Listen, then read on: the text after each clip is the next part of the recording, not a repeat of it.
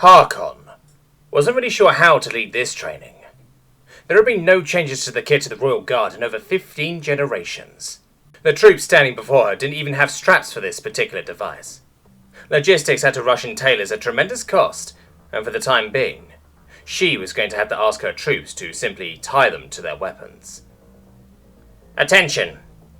As you may have heard, there have been reports of some unusual troops mixed in with the Klaxian forces. These reports, while exaggerated, are accurate.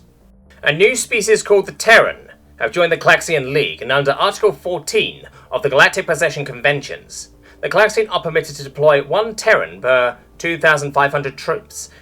This is the maximum allowed due to their proportionately small population in the Klaxian League.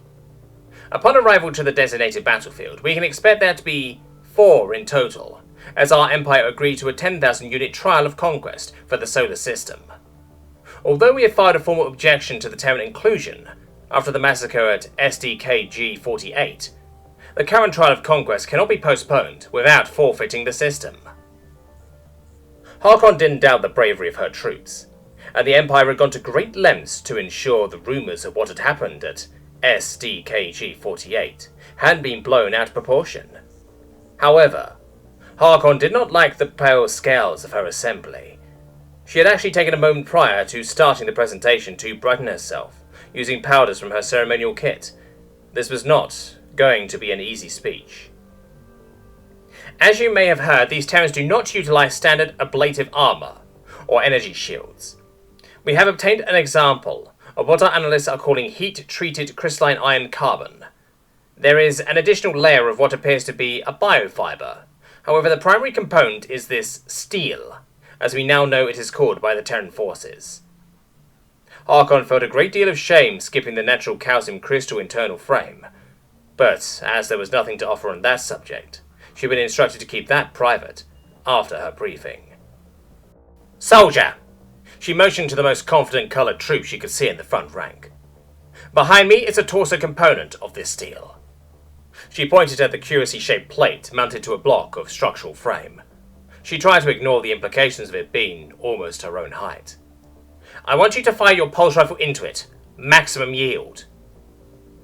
A joyful colour on the veteran's scales, and a sudden burst of attention from the troops. Pulse rifles were expensive, and firing one on maximum was generally forbidden, as it had an almost 40% failure rate. There was some serious debate about phasing out that ability that had been raging on for all of Harkon's career.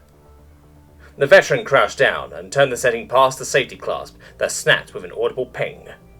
Under normal circumstances, that by itself would have been a court-martial. Harkon gave the nod. The room went white. When the ring stopped, Harkon noted that the rifle had indeed fused itself to its battery. She had to admit it was the first time she had actually witnessed that function outside of a recording. She took a deep breath and looked at the armour, half hoping her last briefing had been a sick joke. There were visible heat waves coming off the entire thing. It looked like the layer of colour was gone, but, in truth, the dull metallic shine looked even more defiant without the colour. Approaching it, as some of her troops were doing without her permission, she could even see the engraved markings had not been altered. In an effort to regain order, she drew her officer's split pistol. When she pulled the trigger, a thin sliver of ferrous material was shaved off an ammunition block and sent slipping down the track at speed so high that the 0.05 grams had mass-produced enough recoil to make her insides lurch. There was a puff of ferrous dust and a flash of light where the splinter had exploded on the armour. Her class of guards snapped to attention, some visibly ashamed to have broken ranks without permission. What you did not hear about SDKG-48 was that almost 90% of our troops attempted an overload after engaging the Terran. Do not do that. There will be only 4 of them on the field, and they cannot be harmed by either pulse or splint. Almost all of the casualties we suffered were from regular troop engagements after our troops had destroyed their own primary arms. Murmurs of disbelief went through the ranks. To think that over 90,000 troops risked an overload was unthinkable. Given the unusual circumstances, Command decided not to punish the survivors, as they could not have known what you are about to learn. This steel is manufactured in a 9.8 ms gravity well, and appears to involve other unique processes that we have not fully understood. If you are wondering when you're going to get your own set. She motioned to the technician to release the mount. The plate fell on its edge, and buried itself almost its own thickness into the deck sticking upright. Not until you can carry 6 times your own mass. Listen well. You are some of the finest troops of the Empire, and I think you deserve to know the truth. A Terran troop is a biped 2.7 times your height, and on average when kitted out, outweighs you by a factor of 18.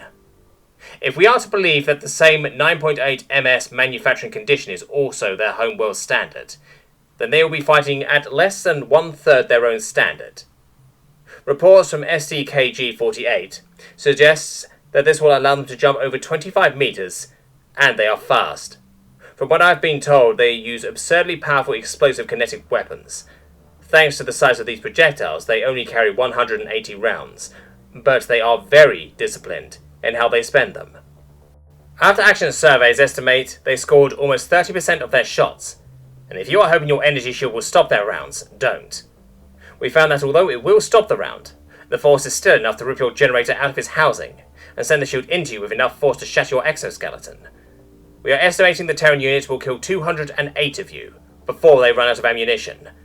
Thankfully, their size does not allow them to use their allies or your own weapons when that happens. Total silence from the room. Thanks to generations of relative parity during formal trial warfare, casualties were always high. The troops accepted this truth. Still, to lose over 200 royal guards to 4 of these monsters, Harkon needed to continue before she faltered. If you do your job, and do not overload your weapon, we estimate a 40% chance to win this system. Furthermore, the mandatory truce period after the battle will buy us much needed time to find a solution to future Klaxon conflicts involving Terran troops. I cannot stress this enough. Do not shoot at the Terran forces. It will only give away your position, and time spent shooting at them is time you're not shooting the Klaxon regulars. Statistically, these are the greater threat to our victory. Legate Harkon? The same veteran that had fired earlier signaled a question. She couldn't help but notice all the colour that had attracted her initially was gone. Go ahead, she motioned. What happens when they run out of ammunition? Harkon tried not to pause. They will attempt to squish you. The devices you are being issued are magnetic proximity detonators. If a Terran tries to squish you, the device will activate, and it is our hope that the concussive blast will disable them. Legate, you're issuing 10,000 royal guards with suicide bombs? Harkon gave the most sympathetic colour she was able, no doubt her own false powdered colour covering betrayed by such an act. After a long career of sending her empire's finest to their ends, this crossed a line she never knew existed. What choice do we have, trooper? Not a sound came from the assembled troops. There really was nothing else to say.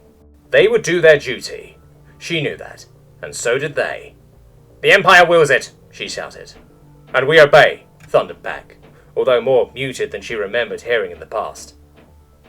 She stayed behind to stare at the now cool plate stuck to her parade deck. The briefing she had received did manage to approximate the meaning of the engraved symbols. Birthed to end life, or something close.